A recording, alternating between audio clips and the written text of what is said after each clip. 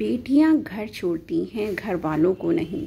खिड़की के पास खड़ी सिमरन सोच रही थी, भाई दूज आने वाले हैं, पर इस बार ना तो माँ ने फ़ोन करके भैया के आने की बात कही और ना ही मुझे आने को बोला। ऐसे कैसे हो सकता है? हे भगवान, बस ठीक हो सब कुछ।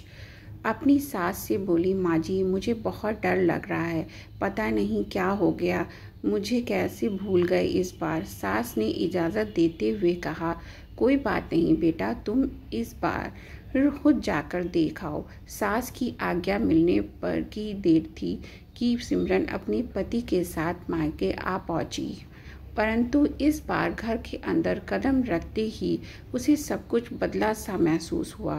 पहले जहां उसे देखते ही माँ पिताजी के चेहरे खुशी से खिल उठते थे, इस बार उन पर परेशानी की झलक साफ दिखाई दे रही थी।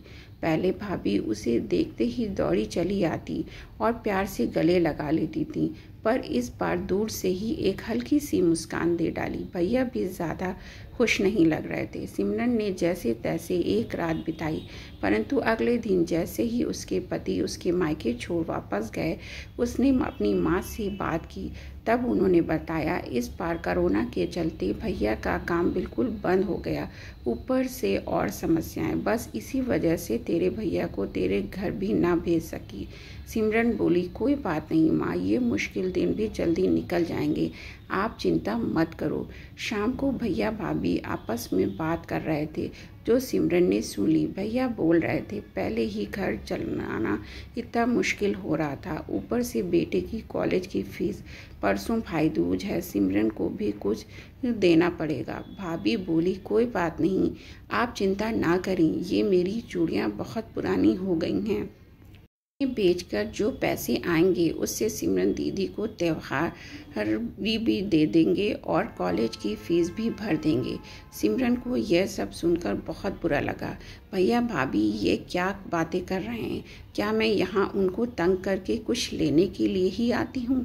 वह अपने कमरे में आ गई। तभी उसे याद आया कि शादी से कुछ समय पहले जब वह नौकरी करती थी तो उसने बड़े शौक से अपनी पहली तनख्वाह लाकर पापा को दे दी थी।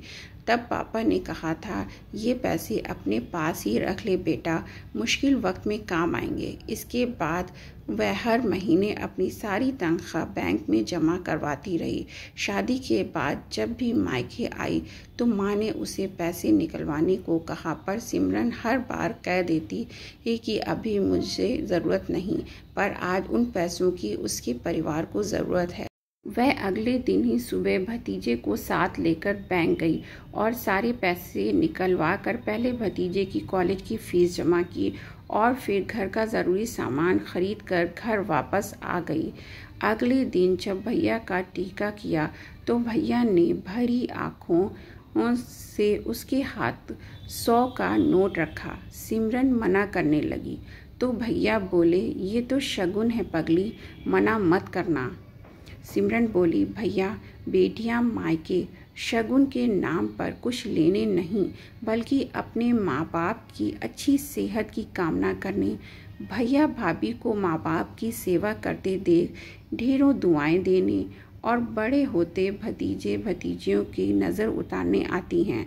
जितनी बार मायके की दहलीज पार करती हैं, ईश्वर से उस दहलीज की सलामती की दुआ मांगती हैं।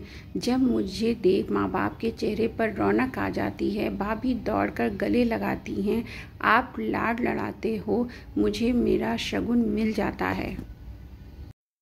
अगले दिन सिमरन ने मायके से विदा लेकर ससुराल जाने के लिए जैसे ही दहलीज के पार कदम रखा कि भैया का फ़ोन बज उठा। उन्हें अपने व्यापार के लिए बहुत बड़ा ऑर्डर मिला था। सोचने लगे, सचमुच बहन बेटियां मायके कुछ लेने नहीं बल्कि अपनी कीमती दुआएं देने आती हैं। जब वे घर की दहलीज पार कर अंदर आती हैं तो बरकत भी अपने आप भीतर चली आती है। हर बहन बेटी के दिल की तमन्ना होती है कि उसका मायका हमेशा खुशहाल रहे और तरक्की करे। मायके की खुशहाली देख उसके अंदर एक अलग ही ताकत भर जाती है, जिससे उसके अपने जीवन में पेश आने वाली मुश्किलों का वो डट कर सामना कर पाती है।